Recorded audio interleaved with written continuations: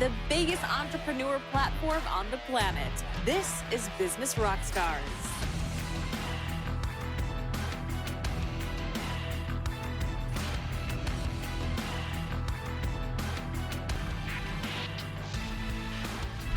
This is Business Rockstars. I'm Mark Lack. Joining us is a very special guest. We've got my man Lewis Howes in the building, and we're going to talk about some cool stuff, including both of these incredible books. If you haven't had them yet, check them out. In addition, your show that's coming out. But it's a pleasure to have you on the show, man. Good to see you, man. Appreciate it. You too. Thanks for being here. So for people that are living under a rock and somehow haven't heard about you and your amazing work, just real quick, what are you working on these days?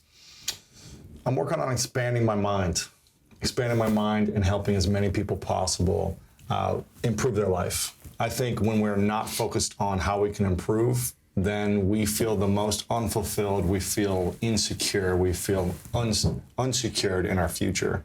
And so for me, I'm constantly interviewing, like you are, some of the most interesting people in the world to learn how I can improve my life, and then sharing those lessons with others through books and programs and things like that. But our new show, Inspiring Life on Facebook Watch, is the latest project. I'm excited to dig in on that. I think it's awesome that you brought up the interviews. I think a lot of people think, oh, it's so cool that you get to interview all these people and you get to share that with the world. But really, it's almost like a selfish thing. It's the most selfish thing. It's the most selfish thing. Like, I get to sit down with you now and be the student and learn from you. Yeah. And you get to do the same thing. And it's fun because we're actually in your place where you do your podcast. But you got a wall of all the Wall of fame, yeah. A wall of fame of some of the most incredible people over here.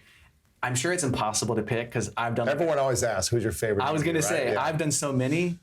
Yeah, It's hard to pick. It's really hard to pick because they're all incredible. But I would say that some that were impactful for me is Tony Robbins. When I interviewed him the first of 3 times, it's really powerful because he had an impact on my life early on.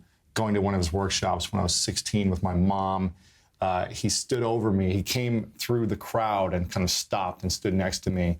And I don't remember what he said, but I remember the feeling he gave me. And I said, one day I'd love to be able to give that feeling to people through I thought originally through sports, and I played professional football. I thought through football, I wanted to create that feeling, that emotion of what's possible for people. And it just so happened to evolve into more in the space I'm in now. Yeah. Well, Tony's somebody that I'm going to interview someday, and he's been a huge impact on my life too. And I remember being at his seminar for the first time after reading the books and listening to the audio tapes. It's a powerhouse. Game so changer. You've obviously achieved a lot, which we're going to touch on and get some of the lessons from that. But more importantly than the success, you know this from interviewing so many people, people resonate more with failure and with the story. So before we talk about all the lessons and kind of the strategies of how you've built multi-million-dollar businesses, New York Times bestseller books, your show, your podcast, take us back to wherever you want to start in your story, which is incredible and inspirational. So you can go back as early as you want, but I think that'll be huge for the audience to kind of learn about Lewis. Yeah, I mean, for me growing up, I grew up in a small town, Delaware, Ohio. Shout out to my Ohio family. And was just very insecure as a kid. I really didn't have many friends because it was really challenging for me to read and write, to comprehend any schoolwork. And all through middle school, elementary school, and high school, I cheated on probably 90% of my quizzes, tests, homework. The ironic thing is, I feel like a lot of successful people learn to delegate. That's what I call it. Yeah, delegate, not cheating, yes. By being I had amazing vision my whole life. And I think it's played well into sports and also into business and where I'm at right now. And unfortunately, the vision that I had then was I was so good at like hiding my eyes and seeing out of the corner of my eyes. We had Scantron tests back then. I don't know if you remember that. So it was just A, B, C, D. And I just got really good at sitting at the right places and having the right vision. So I never recognizing patterns. Recognizing patterns. Look at that Scantron once. Remember. Make sure I didn't copy it exactly. No, but in all seriousness, I struggled. My grades were always in the bottom 4 of our class. And so I was in the special needs classes. And in elementary school, my mom would actually come in to support and tutor in those classes because she knew I needed extra help. Now, it's not really cool to have your mom come into school and like be in class with you, right? So for me, it was even more of an insecure thing just because I got picked on a lot. I didn't really have many friends. And I think that was the most challenging for me. I was the youngest of 4 in my family, of my siblings. They were all these like phenom prodigies, right? In school, my brother skipped a couple grades. He was one of the top classical violinists in the country, now the #1 jazz violinist in the world. My other sisters were extremely intelligent and had tons of friends. And then it was just me, the dumb, stupid, no friend, youngest son. Had to mix it up somewhere in there, right? Right, exactly. And I think, there were many years where I just kept asking myself, why am I here? I would ask myself, I would get in trouble a lot, go to the principal's office, and I was just like, I don't know why I'm even alive. I would say that over and over again. And I don't really talk about this that much because it was so young, and I think probably lots of kids said this, but I would say, why am I here? I don't want to be here. I don't want to be alive. I would say that as a second, third, fourth grader a lot. And I think if kids said that now, they'd probably have much more attention on what they're saying. But back then, people don't really seem to care that much. And because I didn't feel people cared, I know people cared, but because I didn't feel it, I had a lot of anger and rage built up. And over those years in elementary school, I just focused on being the best athlete I could be. I didn't have friends, so I would play games by myself in the backyard. I would play games in my room. I would get a ball and try to throw a ball against every corner and catch it with my good hand, with my bad hand. I would do a lot of different games because I was just so bored and I didn't have friends. And then I started playing basketball and going to the gym and just working out because I had all this free time. And that anger fueled with a passion to be good at something, coming together created something magical, but it was also very toxic. It made me one of the greatest athletes in my high school. For every sport that I played, I was a dominant player in the league, in the state. I was all state in every sport. It got me scholarship opportunities, but it left me so unfulfilled and so frustrated still. Every goal that I would achieve, I still wasn't happy. So I needed a bigger dream and a bigger goal to chase. Yeah. And nothing would fulfill the emptiness that I felt inside, the loneliness that I felt inside. And it wasn't until later in my 20s and when I hit 30 that I realized I kept repeating this pattern over and over.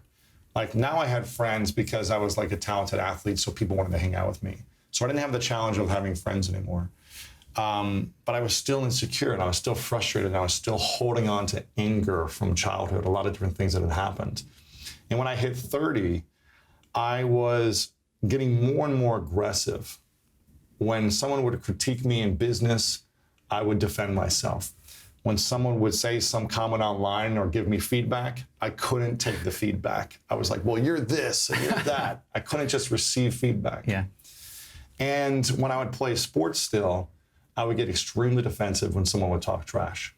On a That's part of the game. No stakes games, nothing, there's nothing riding on it. I would take everything so personally. And it got so bad, it got to a point where I ended up getting in a pretty bad fist fight, actually, just down the street at a pickup basketball game on the outdoor courts out there, where I wasn't able to handle my emotions and control the anger that I was feeling based on what someone was saying about me. I didn't know how to respond in a loving way. I took it so personally. And at that point, a lot of things started to shift. My friend was there and he said, I don't want to be your friend anymore if you're going to be this way. He was like, you need help. He's like, it's gotten so bad where I don't even know who you are when you get to this place. At least you had a friend like that. I had a friend like that. I mean, he's the one who pulled me off the guy when I was in this fight. Instead of egging you on, filming it. He wanted to keep the peace always. Yeah. And that's when I realized I had a lot to lose. I got in this bad fight. And I remember looking at the guy afterwards saying, what did I just do? Like I couldn't recognize the guy's face. And I said, what did I just do? I'm 30 years old. I've got this big company now. I've got this audience now that I have a responsibility to uphold. And I could blow it all away from one bad decision. One bad decision could get me in jail, could get me hurting someone, really, really hurting someone, could, hurting myself, who knows? And that's when I decided to make a change. And I started going and seeing a lot of different experts, seeing therapists, seeing coaches, emotional intelligence workshops, like anything I could to continue to learn and develop, to learn how to let go of this stuff. Now, this is a guy who already created the School of Greatness podcast, felt like I already had the answers, right? I've been doing personal development, personal growth work for decades. So I felt like, well, this is stuff I already teach. I don't need this. I'm Mark Lack. This is Business Rockstars, and joining us is Lewis Howes, and we will be right back with him to talk more.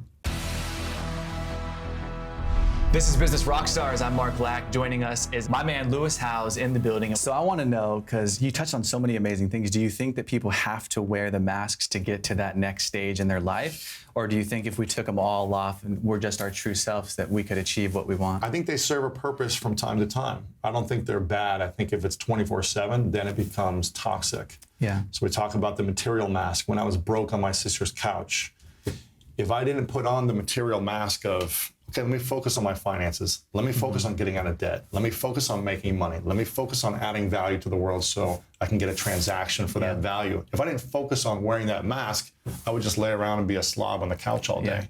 So for me, it becomes toxic when I'm up till 4 a.m. every single night for 2 years, eating crap every single day, and only focused on making money. That's when it stops to serve me and stops to serve the people around me.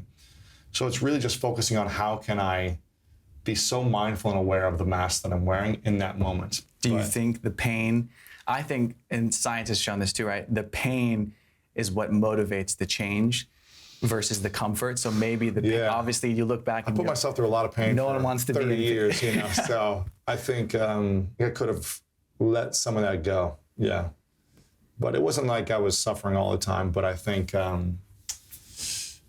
I wish I could have appreciated what I accomplished. I never appreciated it. Just got to get to the next thing. Got to get to the next thing. Yeah. I was the most unhappy 10 minutes after I accomplished my biggest dreams. That's like Tony Robbins says, once my company went public and $400 million went in, now what? I felt so empty. Empty, yeah. And I think now today I'm constantly, I've got a lot of big projects that I'm working on that are coming out. And like the show we got to talk about. The show. And I was watching an old clip of Oprah the other day from like 1980 something, right? And this was right before her show was about to launch, the Oprah show. Yeah. I think it was called like AM Chicago or something like that before it was the Oprah show. And she was doing an interview on TV, kind of like this. And the guy who was interviewing her says, is this going to be successful? And what if it's not? And she goes, it's going to be extremely successful. And if it's not going to define me. This is just one thing of my entire body of work of my whole life. And I've been working on this show for 1.5 years, putting a lot of energy into it.